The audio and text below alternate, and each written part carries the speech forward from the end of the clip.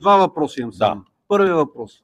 Защо не коментирате подкрепата на управляващата опозиция на Пеевски? Не случайно казвам управляваща, това е така. прецедент в световната политика. В кое ни е политика. подкрепила? Бюджета на първо място. Втория въпрос. Той си минаваше и с АПС. Той си минаваше. Как ще Добре, коментирате? отговарям ти. Той минаваше през цялата вечер с гласовете на трите партии и АПС. Това, че някои допълнително гласувания, какво да направим? И той се мина с АПС.